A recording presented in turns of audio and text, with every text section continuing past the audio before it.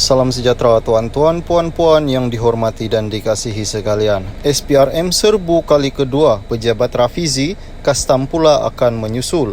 SPRM buat kali kedua menyerbu syarikat Invoke Solution Sendirian Berhad yang yang diasaskan timbalan Presiden PKR Rafizi Ramli, manakala Jabatan Kastam juga telah menghantar notis akan melakukan perkara yang sama.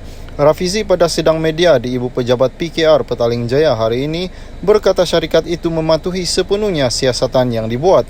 Bagaimanapun dia menegaskan, tindakan itu merupakan pendakwaan politik yang bertujuan untuk mengubah sentimen terhadap Pakatan Harapan sebelum hari pengundian 19 November.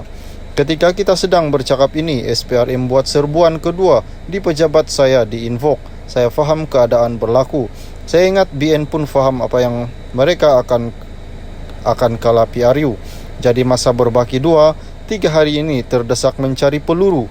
Kononnya, dan oleh kerana saya berada di barisan depan mengetuai olahan kempen PRU ini yang menyerang UMNO, BN dan PN.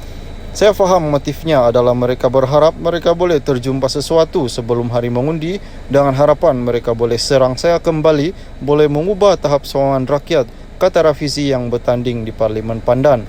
Rafizi berkata SPRM merampas dokumen syarikat dan lejar akaun dari hari pertama syarikat itu.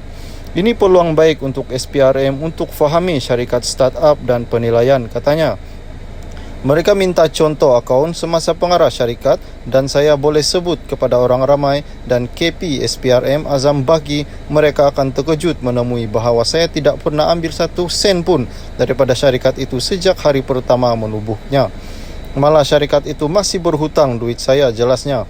SPRM merampas beberapa dokumen dari pejabat Invoke semalam dan menahan kaki tangan itu untuk disoal siasat di jabatan itu sehingga 7 jam. Pengarah kanan syarikat Penyiasat SPRM Hishamuddin Hasim dipetik laporan utusan online mengesahkan serbuan pada 11.30 pagi itu menyebutnya cuma prosedur rutin.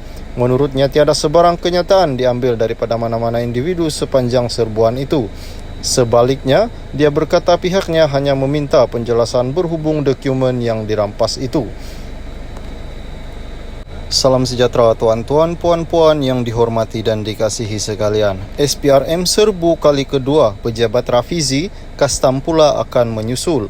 SPRM buat kali kedua menyerbu syarikat Invoke Solution Sendirian Berhad yang diasaskan timbalan Presiden PKR Rafizi Ramli, manakala Jabatan Kastam juga telah menghantar notis akan melakukan perkara yang sama. Rafizi pada sidang media di Ibu Pejabat PKR Petaling Jaya hari ini berkata syarikat itu mematuhi sepenuhnya siasatan yang dibuat. Bagaimanapun dia menegaskan, tindakan itu merupakan pendakwaan politik yang bertujuan untuk mengubah sentimen terhadap Pakatan Harapan sebelum hari pengundian 19 November. Ketika kita sedang bercakap ini, SPRM buat serbuan kedua di pejabat saya di Invoke. Saya faham keadaan berlaku.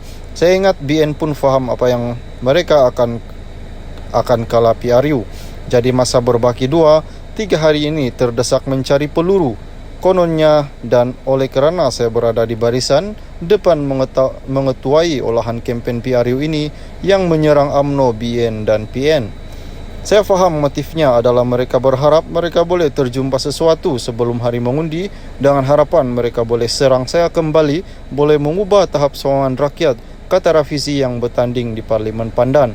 Rafizi berkata SPRM merampas dokumen syarikat dan lejar akaun dari hari pertama syarikat itu. Ini peluang baik untuk SPRM untuk fahami syarikat startup dan penilaian, katanya. Mereka minta contoh akaun semasa pengarah syarikat dan saya boleh sebut kepada orang ramai dan KP SPRM azam bagi mereka akan terkejut menemui bahawa saya tidak pernah ambil 1 sen pun daripada syarikat itu sejak hari pertama menubuhnya. Malah syarikat itu masih berhutang duit saya, jelasnya. SPRM merampas beberapa dokumen dari pejabat Invoke semalam dan menahan kaki tangan itu untuk disoal siasat di jabatan itu sehingga 7 jam. Pengarah kanan syarikat Penyiasat SPRM Hishamuddin Hasim dipetik laporan utusan online mengesahkan serbuan pada 11.30 pagi itu menyebutnya cuma prosedur rutin.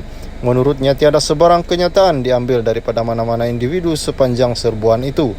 Sebaliknya, dia berkata pihaknya hanya meminta penjelasan berhubung dokumen yang dirampas itu.